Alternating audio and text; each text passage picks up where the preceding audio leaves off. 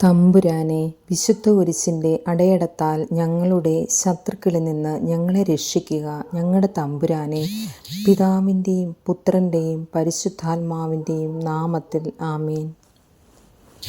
ആദിമുതലുണ്ടായിരുന്നതും ഞങ്ങൾ കേട്ടതും കണ്ണുകൊണ്ട് കണ്ടതും സൂക്ഷിച്ചു വീക്ഷിച്ചതുമായ ജീവൻ്റെ വചനത്തെപ്പറ്റി ഞങ്ങൾ അറിയിക്കുന്നു. വിശുദ്ധ യോഹന്നാൻ എഴുതിയ 1-ാം ലേഖനത്തിൻ്റെ 1-ാം അധ്യായം 1-ാം തിരുവചനമാണ് നാം വായിച്ചു കേട്ടത്. സുഭാഷിതങ്ങളുടെ പുസ്തകത്തിലെ 5-ാം അധ്യായം. ദുശ്ചരിതയെ സൂക്ഷിക്കുക. മകനെ, എൻ്റെ ജ്ഞാനത്തിൽ ശ്രദ്ധ പതിക്കുകയും എൻ്റെ വാക്കുകൾക്ക് ചെവി കൊടുക്കുകയും ചെയ്യുക. അപ്പോൾ നീ വിവേചനാശക്തി കാത്തു സൂക്ഷിക്കുകയും നിൻ്റെ അധരം അറിവ് സംരക്ഷിക്കുകയും ചെയ്യും. ദുശ്ചരിതയായ സ്ത്രീയുടെ അധരം തേൻ പൊഴിക്കുന്നു. അവളുടെ മൊഴികൾ തൈലത്തേക്കാൾ സ്നിഗ്ധമാണ്. എന്നാൽ ഒടുവിൽ അവൾ കാഞ്ഞിരം പോലെ കയ്പുള്ളവളും ഇരുതലവാൾ പോലെ മൂർച്ചയുള്ളവളുമായി തീരും. അവളുടെ പാദങ്ങൾ മരണത്തിലേക്കിറങ്ങുന്നു. അവളുടെ കാലടികൾ പാതാളത്തിലേക്കുള്ള മാർഗത്തിലാണ്. അവൾ ജീവൻ്റെ വഴി ശ്രദ്ധിക്കാതെ എങ്ങോട്ടെന്നില്ലാതെ അലഞ്ഞു തിരിയുന്നു. അവൾ അതറിയുന്നുമില്ല. ആകയാൽ മക്കളെ, ഞാൻ പറയുന്നത് പോലെ കേൾക്കുവിൻ. എൻ്റെ വചനങ്ങളിൽ നിന്ന് വ്യതിചലിക്കരുത്. അവളിൽ നിന്ന് അകന്നു മാറുവിൻ. അവളുടെ വാതിൽക്കൽ ചെല്ലരുത്. ചെന്നാൽ മറ്റുള്ളവരുടെ ദൃഷ്ടിയിൽ നിൻ്റെ സത്കീർത്തി നഷ്ടപ്പെടുകയും നിൻ്റെ ആയുസ്സ് നിർദ്ദയർ അപഹരിക്കുകയും ചെയ്യും. അന്യർ നിൻ്റെ സമ്പത്ത് മതിയാവുവോളം അപഹരിക്കുകയും നിൻ്റെ അധ്വാനത്തിൻ്റെ ഫലം അവരുടെ വീട്ടിലെത്തുകയും ചെയ്യും. അങ്ങനെ ജീവിതാന്ത്യത്തിൽ ശരീരം ക്ഷയിച്ച് എല്ലും തോലുമായി നീ ഞരങ്ങിക്കൊണ്ട് പറയും, ഞാൻ എത്രമാത്രം ശിക്ഷണം വെറുത്തു, എൻ്റെ ഹൃദയം എത്രമാത്രം ശാസനത്തെ പുച്ഛിച്ചു. ഞാൻ എൻ്റെ ഗുരുക്കന്മാരുടെ വാക്ക് കേൾക്കുകയോ ഉപദേഷ്ടാക്കൾക്ക് ചെവി കൊടുക്കുകയോ ചെയ്തില്ല. സമൂഹത്തിന് മുൻപിൽ ഞാൻ തീർത്തും നശിച്ചവനെ പോലെയായി. നിൻ്റെ കിണറ്റിൽ നിന്ന്, നിൻ്റെ ഉറവയിൽ നിന്ന് മാത്രമേ വെള്ളം കുടിക്കാവൂ. നിൻ്റെ ഉറവകളെ മറുനാട്ടിലും നീരൊഴുക്കുകളെ തെരുവുകളിലും ഒഴുക്കിക്കളയുകയോ? അവ നിൻ്റെ അടുത്തുള്ള അന്യർക്ക് വേണ്ടിയാവാതെ നിനക്ക് വേണ്ടി മാത്രമായിരിക്കട്ടെ. നിൻ്റെ ഉറവ, നിൻ്റെ യൗവനത്തിലെ ഭാര്യ അനുഗ്രഹീതമായിരിക്കട്ടെ. അവളിൽ ആനന്ദം കൊള്ളുക. അവൾ ചന്തമുള്ളൊരു മാൻപേട, സുന്ദരിയായ മാൻപേട തന്നെ. അവളുടെ സ്നേഹം നിന്നെ സദാ സന്തോഷം കൊണ്ട് നിറയ്ക്കട്ടെ. അവളുടെ പ്രേമം നിന്നെ എപ്പോഴും ലഹരി പിടിപ്പിക്കട്ടെ. മകനെ, നീ ദുശ്ചരിതയായ സ്ത്രീക്ക് വഴിപ്പെടുകയും സ്വൈരിണിയുടെ വശസ്സിനെ ആശ്ലേഷിക്കുകയും ചെയ്യുന്നത് എന്തിന്? മനുഷ്യൻ്റെ ചെയ്തികളെല്ലാം കർത്താവ് കാണുന്നു. അവിടുന്ന് അവൻ്റെ പാദങ്ങളെ ശോധന ചെയ്യുന്നു. ദുഷ്കൃത്യങ്ങൾ ദുഷ്ടനെ കെണിയിൽ വീഴ്ത്തുന്നു. സ്വന്തം പാപത്തിൻ്റെ വലയിൽ അവൻ കുരുങ്ങുന്നു. ശിക്ഷണരാഹിത്യത്തിൽ അവൻ മൃതിയടയുന്നു. വലിയ ഭോഷത്വ നിമിത്തം അവൻ നശിക്കുന്നു. സുഭാഷിതങ്ങളുടെ പുസ്തകം 6-ാം അധ്യായം. വിവിധോപദേശങ്ങൾ. മകനെ, നീ അയൽക്കാരന് വേണ്ടി ജാമ്യം നിൽക്കുകയോ അന്യന് വേണ്ടി വാക്കുകെടുക്കുകയോ ചെയ്തിട്ടുണ്ടോ? നീ നിൻ്റെ സംസാരത്താൽ കുരുക്കിലാവുകയോ വാക്കുകളാൽ കുടുങ്ങിപ്പോവുകയോ ചെയ്തിട്ടുണ്ടോ? എങ്കിൽ മകനെ, നീ അയൽക്കാരൻ്റെ പിടിയിൽപ്പെട്ടിരിക്കുന്നത് കൊണ്ട് രക്ഷപ്പെടുവാൻ ഇങ്ങനെ ചെയ്യുക. ഉടനെ ചെന്ന് അയൽക്കാരനോട് നിർബന്ധമായി അപേക്ഷിക്കുക. നിൻ്റെ മിഴികൾക്ക് ഉറക്കമോ കൺപോളകൾക്ക് മയക്കമോ അനുവദിക്കരുത്. വേട്ടക്കാരിൽ നിന്ന് മാനിനെപ്പോലെയും പക്ഷിയെപ്പോലെയും രക്ഷപ്പെട്ടുകൊള്ളുക. മടിയനായ മനുഷ്യ, എറുമ്പിൻ്റെ പ്രവൃത്തി കണ്ട് വിവേകിയാവുക. മേലാളനോ കാര്യസ്ഥനോ രാജാവോ ഇല്ലാതെ അത് വേനൽക്കാലത്ത് കലവറയൊരുക്കി കൊയ്ത്തുകാലത്ത് ഭക്ഷണം ശേഖരിച്ചു വയ്ക്കുന്നു. മടിയ, നീ എത്ര നാൾ നിശ്ചേഷ്ടനായിരിക്കും? നീ എപ്പോഴാണ് ഉറക്കത്തിൽ നിന്നും ഉണരുക? കുറച്ചുകൂടി ഉറങ്ങാം, തെല്ല് നേരം കൂടി മയങ്ങാം, കൈയും കെട്ടിയിരുന്ന് അല്പം കൂടെ വിശ്രമിക്കാം. ഫലമോ ദാരിദ്ര്യം വഴിപോക്കനെ പോലെയും ദുർക്ഷം കൊള്ളക്കാരനെ പോലെയും നിൻ്റെ മുൻപിലെത്തും. നിർഗുണനായ ദുഷ്ടൻ കുടില സംസാരവുമായി ചുറ്റി നടക്കുന്നു. അവൻ കണ്ണുകൊണ്ട് അടയാളം കാട്ടുകയും കാലുകൊണ്ട് തോണ്ടുകയും വിരലുകൊണ്ട് ചൂണ്ടിക്കാട്ടുകയും ചെയ്യുന്നു. അവർ തുടർച്ചയായി അന്യകം വിതച്ചുകൊണ്ട് വഴിപിഴച്ച ഹൃദയത്തോടെ തിന്മയ്ക്ക് കളമൊരുക്കുന്നു. തന്മൂലം പെട്ടെന്ന് അവൻ്റെ മേൽ അത്യാഹിതം നിപതിക്കും. നിമിഷത്തിനുള്ളിൽ അവൻ പ്രതിവിധിയല്ലാത്ത വിധം തകർന്നു പോകും. കർത്താവ് വെറുക്കുന്ന 6 കാര്യങ്ങളുണ്ട്. 7-മതൊന്നുകൂടി അവിടുന്ന് മ്ലേച്ഛനായി കരുതുന്നു. ഗർവ് കലർന്ന കണ്ണ്, വ്യാജം പറയുന്ന നാവ്, നിഷ്കളങ്കമായ രക്തം ചുരിയുന്ന കൈ, ദുഷ്കൃത്യങ്ങൾ നനയ്ക്കുന്ന ഹൃദയം, തിന്മയിലേക്ക് പായുന്ന പാദങ്ങൾ, അസത്യം പറഞ്ഞുകൂട്ടുന്ന കള്ളസാക്ഷി, സഹോദരങ്ങൾക്കിടയിൽ ഭിന്നത വിതയ്ക്കുന്നവൻ. ദാമ്പത്യ വിശ്വസ്തത. മകനെ, നിന്റെ പിതാവിൻ്റെ കൽപ്പന കാത്തുകൊള്ളുക. മാതാവിൻ്റെ ഉപദേശം നിരസിക്കരുത്. അവയെ നിന്റെ ഹൃദയത്തിൽ സദാ ഉറപ്പിച്ചുകൊള്ളുക. അവ നിന്റെ കഴുത്തിൽ ധരിക്കുക. നടക്കുമ്പോൾ അവ നിന്നെ നയിക്കും, കിടക്കുമ്പോൾ നിന്നെ കാത്തുകൊള്ളും. ഉണരുമ്പോൾ നിന്നെ ഉപദേശിക്കും. എന്തെന്നാൽ കൽപ്പന ദീപവും ഉപദേശം പ്രകാശവുമാണ്. ശിക്ഷണത്തിൻ്റെ ശാസനങ്ങളാകട്ടെ ജീവൻ്റെ മാർഗവും. അവ ദുഷിച്ച സ്ത്രീയിൽ നിന്നും സ്വൈരിണിയുടെ മൃദുല ഭാഷണത്തിൽ നിന്നും നിന്നെ കാത്തു സൂക്ഷിക്കുന്നു. അവളുടെ സൗന്ദര്യം നീ മോഹിക്കരുത്. കടാക്ഷവിക്ഷേപം കൊണ്ട് നിന്നെ പിടിയിലമർത്തുവാൻ അവളെ അനുവദിക്കരുത്. എന്തെന്നാൽ വേശ്യയ്ക്ക് ഒരപ്പകഷ്ണം മതി കൂലി. വ്യഭിചരിണിയാവട്ടെ ഒരുവൻ്റെ ജീവനെ തന്നെ ഒളിവിൽ വേട്ടയാടുന്നു. ഉടുപ്പ് കത്താതെ മാറിടത്തിൽ തീ കൊണ്ട് നടക്കാൻ ആർക്ക് കഴിയും?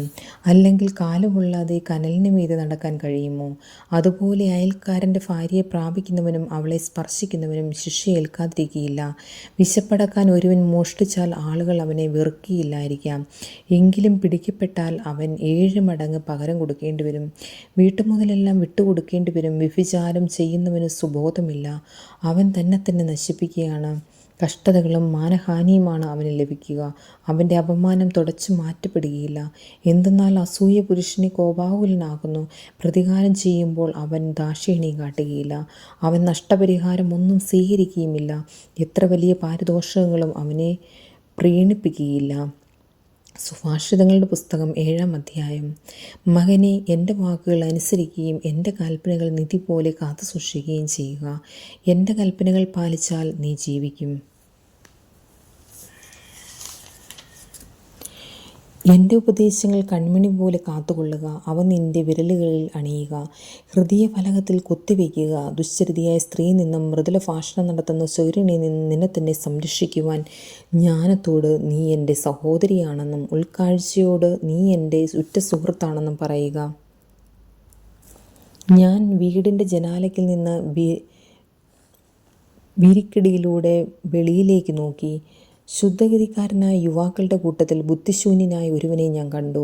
അവൻ വഴിക്കോണിൽ അന്തിമിനുക്കത്തിൽ രാത്രിയുടെയും ഇരുളിൻ്റെയും മറവിൽ അവളുടെ വീട്ടിലേക്കുള്ള വഴിയിലൂടെ നീങ്ങിക്കൊണ്ടിരിക്കുന്നു.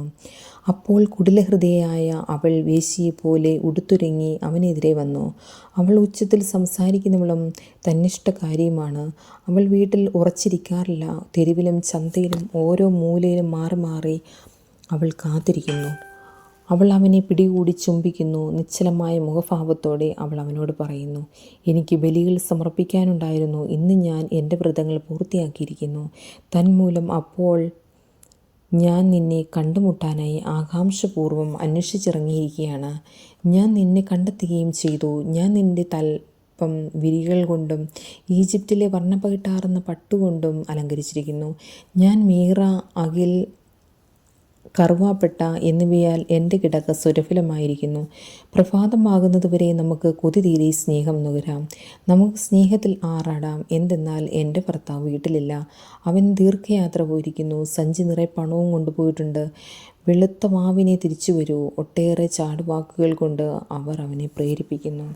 മധുരമൊഴിയാൽ അവൾ അവനെ നിർബന്ധിക്കുന്നു. കശാപ്പുശാലയിലേക്ക് കാള പോകുന്നത് പോലെ ഉടലിനുള്ളിൽ അമ്പ് തുളഞ്ഞു കയറത്തക്ക വിധം കലമാൻ കുരുക്കിൽപ്പെടുന്നത് പോലെ പക്ഷി കെണിയിലേക്ക് പറന്നു ചെല്ലുന്നത് പോലെ പെട്ടെന്ന് അവൻ അവളെ അനുഗമിക്കുന്നു. ജീവനാണ് തനിക്ക് നഷ്ടപ്പെടാൻ പോകുന്നതെന്ന് അവൻ അറിയുന്നേയില്ല. ആകയാൽ മക്കളെ, ഞാൻ പറയുന്നത് ശ്രദ്ധിച്ചു കേൾക്കുവിൻ. നിങ്ങളുടെ ഹൃദയം അവളുടെ മാർഗങ്ങളിലേക്ക് തിരിയാതിരിക്കട്ടെ. നിങ്ങൾ അലഞ്ഞു തിരിഞ്ഞ് അവളുടെ വഴികളിൽ ചെന്ന് പെടാതിരിക്കട്ടെ. എന്തെന്നാൽ അനേകം പേർ അവൾക്കിരയായി നിലംപതിച്ചിട്ടുണ്ട്. അതെ, അവൾ മൂലം ജീവൻ നഷ്ടപ്പെട്ടവർ അസംഖ്യമാണ്. അവളുടെ ഭവനം പാതാളത്തിലേക്കുള്ള വഴിയാണ്. മരണത്തിൻ്റെ അറകളിലേക്ക് അത് ഇറങ്ങിച്ചെല്ലുന്നു. സുഭാഷിതങ്ങളുടെ പുസ്തകം 8-ാം അധ്യായം. ജ്ഞാനം ദൈവദാനം. ജ്ഞാനം വിളിച്ചു പറയുന്നതും അറിവ് ഉച്ചത്തിൽ ഘോഷിക്കുന്നതും കേൾക്കുന്നില്ലേ? വീഥികളിലും വഴിയരികിലുള്ള കുന്നുകളിലും അവൾ നിലയുറപ്പിക്കുന്നു. നഗര കവാടത്തിൽ അതിന് വാതിലിന് അരികെ നിന്നുകൊണ്ട് അവൾ വിളിച്ചു പറയുന്നു, മനുഷ്യരെ, ഞാൻ നിങ്ങളോടാണ് വിളിച്ചു പറയുന്നത്, നിങ്ങളെല്ലാവരെയുമാണ് ഞാൻ ആഹ്വാനം ചെയ്യുന്നത്. അല്പബുദ്ധികളെ വകതിരിവ് പഠിപ്പിക്കുവിൻ, ഭോഷരെ ശ്രദ്ധിക്കുവിൻ, കേൾക്കുവിൻ, ഉത്തമമായ കാര്യങ്ങളാണ് ഞാൻ പറയാൻ പോകുന്നത്. എൻ്റെ അധരങ്ങളിൽ നിന്ന് ഉചിതമായ വാക്കുകൾ പുറപ്പെടും. ഞാൻ സത്യം വചിക്കും, തിന്മ എൻ്റെ അധരങ്ങളിൽ ആരോചകമാണ്. എൻ്റെ വാക്കുകൾ നിയുക്തമാണ്, വളച്ചൊടിക്കുകയോ വക്രമോ ആയി ഒന്നും അതിലില്ല. ഗ്രഹിക്കുന്നവന് അവ റജ്ജുവാണ്, അറിവ് നേടുന്നവർക്ക് ന്യായയുക്തവും. എൻ്റെ പ്രബോധനം വെള്ളിക്ക് പകരം, എൻ്റെ ജ്ഞാനം വിശിഷ്ടമായ സ്വർണത്തിന് പകരവുമാണ്. എന്തെന്നാൽ ജ്ഞാനം രത്നങ്ങളേക്കാൾ ശ്രേഷ്ഠവുമത്രേ, നിങ്ങൾ അഭിലഷിക്കുന്ന ഒന്നും അതിന് തുല്യമല്ല. ജ്ഞാനമാണ് ഞാൻ, എൻ്റെ വാസം വിവേകത്തിലും അറിവിലും വിവേചനശക്തിയും എനിക്കുണ്ട്. ദൈവഭക്തി തിന്മയെ വെറുക്കലാണ്. അഹംഭാവം, ഗർവ്, ദുർമാർഗം, ദുർവചനം എന്നിവ ഞാൻ വെറുക്കുന്നു. മാർഗനിർദ്ദേശ വൈഭവവും കാര്യശേഷിയും എനിക്കുണ്ട്. അറിവും ശക്തിയും എൻ്റേതാണ്. രാജാക്കന്മാർ ഭരിക്കുന്നതും അധികാരികൾ നീതി നടത്തുന്നതും ഞാൻ മുഖേനയാണ്. ഞാൻ മുഖാന്തരം നാടുവഴികൾ അധികാരം നടത്തുന്നു. പ്രഭുക്കന്മാർ ഭൂമി ഭരിക്കുന്നതും അങ്ങനെ തന്നെ. എന്നെ സ്നേഹിക്കുന്നവരെ ഞാൻ സ്നേഹിക്കുന്നു. ജാഗരൂകതയോടെ അന്വേഷിക്കുന്നവൻ എന്നെ കണ്ടെത്തുന്നു. സമ്പത്തും ബഹുമാനവും നിലനിൽക്കുന്ന ധനവും ഐശ്വര്യവും എൻ്റെ അടുക്കലുണ്ട്. എന്നിൽ നിന്നുള്ള ഫലം സ്വർണത്തേക്കാൾ തങ്കത്തേക്കാൾ പോലെയും ശ്രേഷ്ഠമത്രേ. എൻ്റെ ഉൽപ്പന്നം വിശിഷ്ടമായ വെള്ളിയേക്കാളും. ഞാൻ നീതിയുടെ മാർഗത്തിലും ന്യായത്തിൻ്റെ പാതകളിലും ചരിക്കുന്നു. ഞാൻ എന്നെ സ്നേഹിക്കുന്നവരെ സമ്പന്നരാക്കി അവരുടെ ഭണ്ഡാരം നിറയ്ക്കുന്നു. കർത്താവ് നിൻ്റെ സൃഷ്ടികർമ്മത്തിൻ്റെ ആരംഭത്തിൽ തൻ്റെ എല്ലാ ആദ്യ സൃഷ്ടികളിലും ആദ്യത്തേതായി എന്നെ സൃഷ്ടിച്ചു. യുഗങ്ങൾക്ക് മുൻപ്, ഭൂമിയുടെ ആവിർഭാവത്തിന് മുൻപ് ഒന്നാമതായി ഞാൻ സ്ഥാപിക്കപ്പെട്ടു.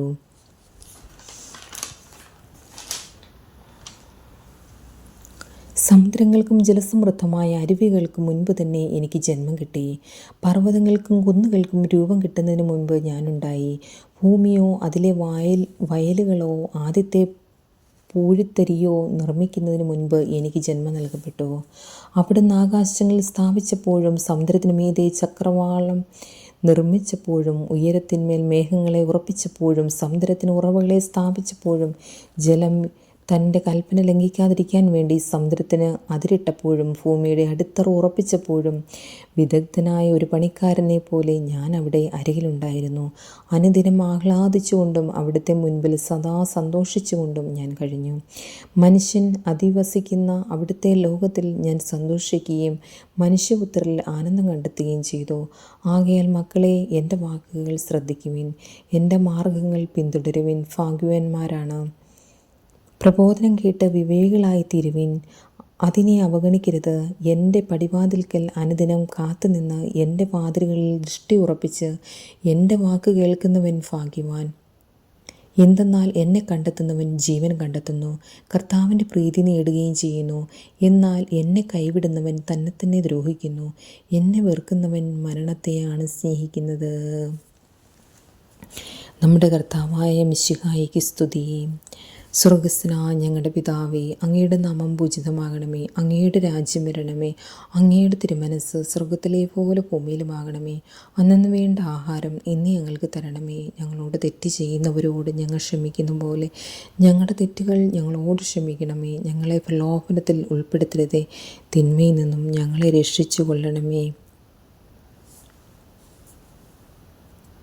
ഞങ്ങളുടെ തമ്പുരാനെ, ആമേൻ. നന്മ നിറഞ്ഞ മറിയമേ, നിനക്ക് സ്വസ്തി, കർത്താവ് അങ്ങയുടെ സ്ത്രീകളിൽ അങ്ങ് അനുഗ്രഹിക്കപ്പെട്ടവളാവുന്നു. അങ്ങയുടെ ഉദരത്തിൻ ഫലമായി ഈശോ അനുഗ്രഹിക്കപ്പെട്ടവനാവുന്നു. പരിശുദ്ധ മറിയമേ, തമ്പുരാൻ്റെ അമ്മേ, പാപികളായ ഞങ്ങൾക്ക് വേണ്ടി ഇപ്പോഴും ഞങ്ങളുടെ മരണസമയത്തും തമ്പുരാനോട് അപേക്ഷിച്ചു കൊള്ളണമേ. പിതാവിൻ്റെയും പുത്രൻ്റെയും പരിശുദ്ധാത്മാവിൻ്റെയും നാമത്തിൽ ആമേൻ.